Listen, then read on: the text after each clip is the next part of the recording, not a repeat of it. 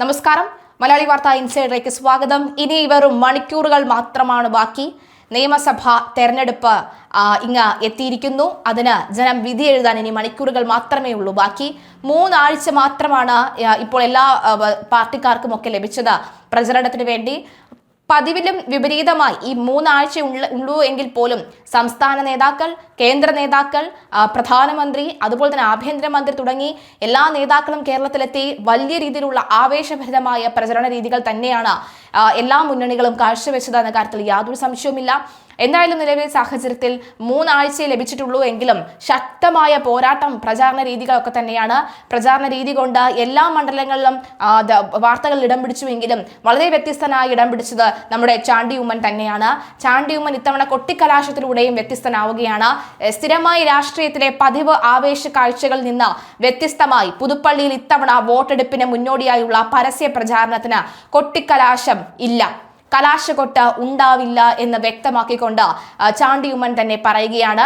UDF സ്ഥാനാർത്ഥിയും നിലവിലെ MLAയുമായ ചാണ്ടി ഉമ്മനാണ് മാതൃകാപരമായി തീരുമാനം എടുത്തിരിക്കുന്നത്. ആഡംബരപൂർണമായ പ്രചാരണ പരിപാടികൾ ഒഴിവാക്കി ആ തുക പാവപ്പെട്ടവർക്ക് വീട് നിർമ്മിച്ചു നൽകാൻ വിനിയോഗിക്കുക എന്നതാണ് ഇതിനു പിന്നിലെ ലക്ഷ്യം. വീടുകൾ നിർമ്മിച്ചു നൽകുന്നതിന് വേണ്ടി നേരത്തെ മണ്ഡലത്തിൽ ഫ്ലക്സുകൾ, ബാനറുകൾ, പോസ്റ്ററുകൾ എന്നിവ ചാണ്ടി ഉമ്മൻ ഒഴിവാക്കിയിരുന്നു. നമുക്കറിയാം ചാണ്ടി ഉമ്മന്റെ ഈ ഒരു രീതി എന്ന് പറയുന്നത് തികച്ചും സ്വാഗതാർഹം തന്നെയാണ്, കൈയടിക്കേണ്ട ഒരു കാര്യം തന്നെയാണ്. ചാണ്ടിയല്ല, ഇനി അവിടെ വേറെ ആര് നിന്നാലും നിന്നില്ലെങ്കിലും ശരി, ചാണ്ടി ഉമ്മൻ ജയിക്കുമെന്ന കാര്യത്തിൽ അവിടെ സംശയമില്ല. അപ്പോൾ അങ്ങനെ 100% ഉറപ്പിച്ച ഒരു സീറ്റിന്മേൽ വെറുതെ അനാവശ്യമായി പണം ചെലവാക്കിക്കൊണ്ട് നിരവധി പോസ്റ്റർ ഒട്ടിക്കുകയോ ഫ്ലക്സ് ബോർഡുകൾ വെക്കുകയോ ഒക്കെ ചെയ്തിട്ട് കാര്യമില്ല എന്ന് മനസ്സിലാക്കുകയും പ്രചരണത്തിനായി ഒരുപാട് ആൾക്കാരെ കൂട്ടാതെ ബൈസൈക്കിളിൽ, അതായത് സൈക്കിളിൽ സവാരി നടത്തുകയും എല്ലാ വീടുകളിലും കയറി ഇറങ്ങി തന്റെ വോട്ട് ചെയ്യണമെന്നുള്ള ആവശ്യം മുന്നോട്ട് വെക്കുകയും കൊട്ടിക്കലാശത്തിനുള്ള വലിയ തുക, ആഡംബരപൂർണ്ണമാണ്, അതുപോലെ തന്നെ വലിയ ക്രെയിൻ അടക്കമുള്ളവ വരുത്തി ഒരിടത്ത് പലയിടങ്ങളിൽ, സംസ്ഥാനത്തിന്റെ പലയിടങ്ങളിലും ക്രെയിൻ അടക്കമുള്ളവ കൊണ്ടുവന്ന ഈ സ്ഥാനാർത്ഥികൾ ഇതിന്മേൽ കയറുന്ന ഒരു കാഴ്ച നമ്മൾ കണ്ടിട്ടുണ്ട്. ചെണ്ടമേളം, ശിങ്കാരിമേളം, ബാൻഡ് മേളം തുടങ്ങി എല്ലാ ആഘോഷപൂർണ്ണമായിട്ടായിരിക്കും ഈ കൊട്ടിക്കലാശം നടത്തുക. അതിന് വലിയൊരു തുക തന്നെയാണ് ചിലവാകുന്നത്. ആ തുക കൂടി ഈ ഒരു ഫണ്ടിലേക്ക് ഇട്ട് പാവപ്പെട്ടവർക്ക് വീട് വെച്ച് നൽകുക, വീടില്ലാത്തതിന്റെ ദുഃഖം തനിക്ക് മനസ്സിലാകുമെന്ന് പറഞ്ഞ പാവപ്പെട്ടവർക്ക് വീട് വെച്ച് നൽകാൻ വേണ്ടി തന്നെയാണ് ആ പണം ഉപയോഗിക്കുക എന്ന് പറഞ്ഞുകൊണ്ട് ചാണ്ടി ഉമ്മൻ മാതൃകയാവുകയാണ്. ഇതേ മാതൃകയിൽ കലാശക്കൊട്ട് കൂടി വേണ്ട എന്ന് വെച്ചിരിക്കുമ്പോൾ പുതുപ്പള്ളിയിലെ MLA, ഇനി വരുന്ന നിയുക്ത MLA എന്ന് നമുക്ക് ഇപ്പോഴേ വിളിക്കാവുന്ന ചാണ്ടി ഉമ്മന് കയ്യടി ലഭിക്കുകയാണ്. പ്രവർത്തകർക്ക് വിഷമം ആകുമെങ്കിലും അങ്ങനെ ഒരു തീരുമാനം എടുക്കുകയായിരുന്നുവെന്ന് ചാണ്ടി ഉമ്മൻ പറയുകയാണ്. വീടില്ലാത്തവരുടെ വേദന തനിക്ക് മനസ്സിലാകും, അത് എല്ലാവർക്കും മനസ്സിലാകുമെന്ന് താൻ വിശ്വസിക്കുന്നു. അതിനുവേണ്ടി 1 രൂപയെങ്കിലും മാറ്റിവെക്കാൻ സാധിച്ചാൽ ഗുണകരമാകും. വളരെ ബുദ്ധിമുട്ടിയാണ് 48 വീടുകൾ നൽകിയത്.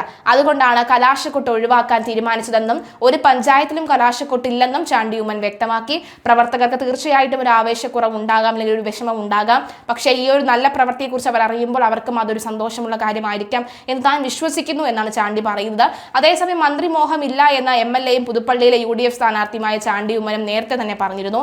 തന്റെ പിതാവിനും തന്റെ മാതാവിനും അത്തരത്തിലൊരു താല്പര്യം, തന്നെ മന്ത്രിയായി കാണണമെന്നുള്ള ആഗ്രഹമൊന്നും മാതാവിനുമില്ല, തനിക്കും അങ്ങനെയില്ല. MLA നിന്നുകൊണ്ട് പുതുപ്പള്ളിയിലെ ജനങ്ങൾക്ക് വേണ്ടി പ്രവർത്തിക്കുക, അതാണ് തനിക്ക് ഏറ്റവും കൂടുതൽ ആനന്ദവും ആഘോഷവും ഇഷ്ടവും എന്നാണ് ചാണ്ടി ഉമ്മൻ പറയുന്നത്. MLA പദവി തന്നെ ചുമക്കാൻ കഴിയാത്ത ഭാരമാണ് എന്നും MLA പദവിയിൽ ഇരുന്ന് വളരെ ബുദ്ധിമുട്ടിയാണ് കാര്യങ്ങൾ നടത്തുന്നത് എന്നും ചാണ്ടി ഉമ്മൻ പറയുന്നു. UDF അധികാരത്തിലെത്തിയാൽ മന്ത്രി പദവിയിലേക്ക് എത്തുമോ എന്ന ചോദ്യത്തിനായിരുന്നു ചാണ്ടി ഉമ്മന്റെ പ്രതികരണം. സഹോദരി മറിയ ഉമ്മന്റെ സ്ഥാനാർത്ഥിത്വ വിവാദത്തിലും ചാണ്ടി ഉമ്മൻ പ്രതികരിച്ചിരുന്നു. ജീവിതം മുഴുവൻ പാർട്ടിക്കായി മാറ്റിവെച്ചവരെയാണ് സ്ഥാനാർത്ഥികളായി പരിഗണിക്കേണ്ടത്. ഉമ്മൻചാണ്ടിയുടെ പേരിൽ അവരെ ഒഴിവാക്കുന്നത് ശരിയല്ല. മത്സരിക്കണമെന്ന് സഹോദരൻ തന്നോട് പറഞ്ഞിട്ടില്ല, പാർട്ടിയും തന്നോട് ചർച്ച ചെയ്തിട്ടില്ല എന്നും ചാണ്ടി ഉമ്മൻ പറയുന്നു. 2021 നിയമസഭാ തെരഞ്ഞെടുപ്പിൽ തന്നോട് മത്സരിക്കുന്നുണ്ടോ എന്ന പിതാവ് ചോദിച്ചിരുന്നു. എന്നാൽ ഒരു വീട്ടിൽ നിന്ന് ഒരു സമയം ഒരാൾ എന്നായിരുന്നു പിതാവിന്റെ നിലപാട്. സംസ്ഥാന നിയമസഭാ തെരഞ്ഞെടുപ്പ് പ്രചാരണത്തിന് കൊട്ടിക്കലാശം ഉണ്ടാകുമ്പോൾ 3 ആഴ്ച നീണ്ടുനിന്ന വലിയ പ്രചാരണ കോലാഹലത്തിനാണ് ഇന്ന് ക്ലൈമാക്സ് ഒരുങ്ങുന്നത്. ഓരോ മണ്ഡലത്തിന്റെയും വിവിധ കേന്ദ്രങ്ങളിൽ ആവേശം വാനോളം ഉയർത്താൻ സ്ഥാനാർത്ഥികളും നേതാക്കളും അണികളും എത്തും.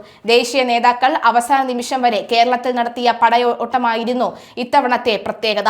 നാളെ നിശബ്ദ പ്രചാരണത്തിന് ശേഷം മറ്റന്നാൾ കേരളം പോളിംഗ് ബൂത്തിലേക്ക് നീങ്ങും. വലിയ പ്രതീക്ഷയിലാണ് 3 മുന്നണികളും. തെക്കൻ കേരളത്തിലെ മുന്നേറ്റത്തിലൂടെ ഭരണ തുടർച്ച ഉറപ്പാക്കാനാകും വോട്ടാകുമെന്ന് LDF പ്രതീക്ഷിക്കുമ്പോൾ ശബരിമലയും ഭരണവിരുദ്ധ വികാരവും അധികാരത്തിലേക്ക് എത്തിക്കുമെന്നാണ് UDF പ്രതീക്ഷിക്കുന്നത്. ഇത്തവണ കറുത്ത കുതിരകളാകും എന്നാണ് BJPയുടെ കണക്കുകൂട്ടൽ. വിവാദങ്ങളും ആരോപണ പ്രത്യാരോപണങ്ങളും നിറഞ്ഞതായിരുന്നു വടക്കൻ കേരളത്തിലെ കഴിഞ്ഞ 3 ആഴ്ചക്കാലത്തെ പ്രചാരണ രംഗം. വയനാട് ദുരന്തബാധിതർക്കായുള്ള ഫണ്ടും പേരാമ്പ്രയിലെ അനൗൺസ്മെന്റ് വിവാദവും എല്ലാം അവസാന ദിവസങ്ങളിൽ സജീവ ചർച്ചയായി. അടിത്തറ ഇളക്കില്ല എന്ന ആത്മവിശ്വാസത്തിലാണ് ഇടതുമുന്നണി. കോഴിക്കോടും പാലക്കാടും അടക്കമുള്ള ജില്ലകളിൽ വലിയ മുന്നേറ്റം നടത്താൻ ആകുമെന്ന വിശ്വാസത്തിലാണ് UDF. അതേസമയം ഇക്കുറിയെങ്കിലും വടക്ക് അക്കൗണ്ട് തുറക്കാനാകുമെന്ന പ്രതീക്ഷയിൽ കലാശക്കൊട്ടിന് ഇറങ്ങുകയാണ് NDA. നേമം സീറ്റ് നിലനിർത്തുമെന്ന പ്രതീക്ഷ പങ്കുവച്ച് LDF സ്ഥാനാർത്ഥി V ശിവൻകുട്ടിയും നേമത്തെ ഡബിൾ ലോക്കിൽ മാറ്റമില്ല എന്നും BJP അക്കൗണ്ട് തുറക്കില്ല എന്നും വി ശിവൻകുട്ടി ആത്മവിശ്വാസം പങ്കുവച്ചു. നേമത്ത് താനും രാജീവ് ചന്ദ്രശേഖറുമായിട്ടാണ് മത്സരം. ന്യൂനപക്ഷ വോട്ടുകൾ ഭിന്നിപ്പിച്ച് നേമത്തെ UDF സ്ഥാനാർത്ഥി KS ശബരിനാഥ് BJPയെ സഹായിക്കുകയാണ് എന്നും ശിവൻകുട്ടി ആരോപിച്ചു. പ്രധാനമന്ത്രിയുടെ വരവോടെ BJP ക്യാമ്പിൽ മാത്രമാണ് ആവേശമുണ്ടായത്. കേരളത്തെ വഞ്ചിച്ച പ്രധാനമന്ത്രിയെ ജനങ്ങൾക്ക് അറിയാം. വോട്ടർ പട്ടിക നോക്കിയാണ് വോട്ട് അഭ്യർത്ഥിക്കുന്നത്. അതിൽ SDPI എന്നോ അല്ലെന്നോ നോക്കാറില്ല എന്നും താൻ മത്സരിക്കുന്നത് ഒരു ധനാഢ്യനുമായിട്ടാണ് എന്നും PM ശ്രീയൊന്നും ചർച്ചയായിട്ടില്ല എന്നും ശിവൻകുട്ടി പറയുന്നു. പരസ്യ പ്രചരണം അവസാനിക്കുന്ന ഇന്ന് പ്രചാരണവുമായി സജീവമായി മണ്ഡലത്തിൽ തുടരുകയാണ് ശിവൻകുട്ടി.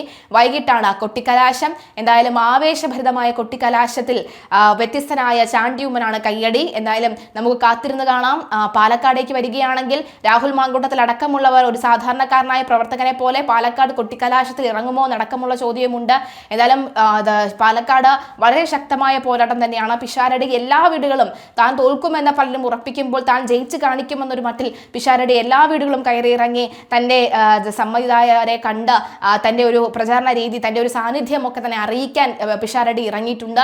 എന്തായാലും കൊട്ടിക്കലാശത്തിൽ പിഷാരടി സ്റ്റാർ നേതാക്കളെ അല്ലെങ്കിൽ താരങ്ങളെ ഒക്കെ തന്നെ പാലക്കാടേക്ക് ക്ഷണിച്ചിട്ടുണ്ടോ, പാലക്കാടേക്ക് വരുമോ എന്നടക്കമുള്ളവ കാത്തിരുന്നു തന്നെ.